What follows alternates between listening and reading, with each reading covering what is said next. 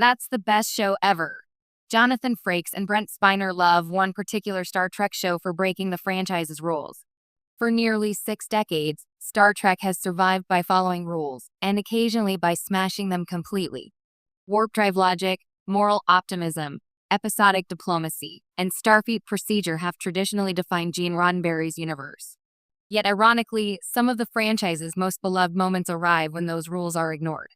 And according to two of Star Trek's most iconic veterans, Jonathan Frakes and Brent Spiner, one modern series didn't just bend the formula. It gleefully rewrote it. Their surprising favorite? Star Trek. Lower Decks. When Lower Decks premiered in 2020, longtime fans weren't sure what to expect. An animated comedy? Past jokes? Characters openly referencing canon mistakes? For a franchise famous for philosophical debates and measured pacing, it felt almost rebellious. But Frakes and Spiner, veterans of Star Trek's most serious storytelling era, instantly recognized something deeper happening beneath the humor. They didn't see parody. They saw liberation, breaking the sacred Starfleet rulebook. For decades, Star Trek followed an unofficial creative doctrine: take the universe seriously. Even when stories grew strange, holodeck mishaps, mirror universes, or omnipotent beings, the characters treated events with absolute sincerity. Shows like Star Trek: The Next Generation helped cement that tone. As Commander William Riker and Lieutenant Commander Data, Frakes and Spiner embodied professionalism and restraint. Comedy existed, but it was controlled. Lower Decks demolished that restraint. The series openly jokes about transporter accidents, questionable Starfleet promotions, and the absurd frequency of galaxy-ending crises. Characters panic, fangirl over famous captains, and complain about duty assignments that earlier crews would have accepted with stoic pride.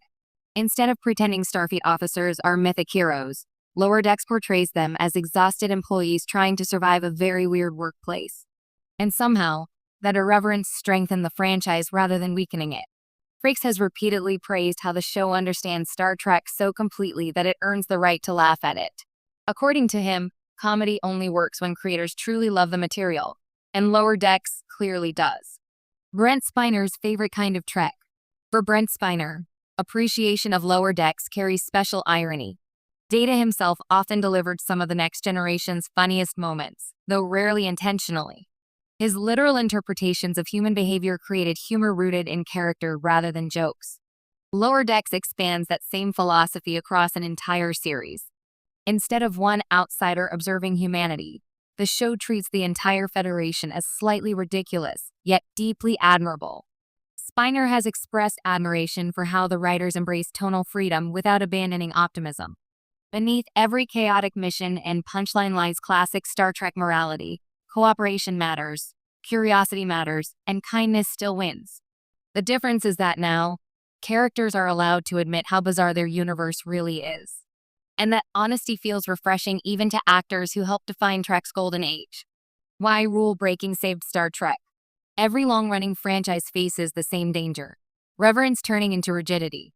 By the late 2010s, Star Trek risked becoming trapped between nostalgia and reinvention.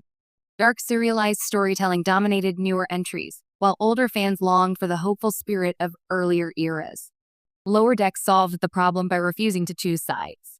It honors canon obsessively, sometimes referencing events so obscure only lifelong fans recognize them, while simultaneously poking fun at those same traditions.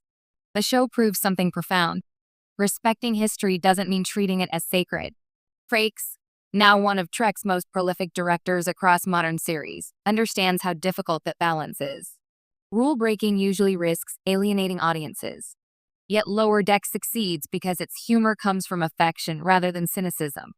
It laughs with Star Trek, not at it. The actors who became fans again.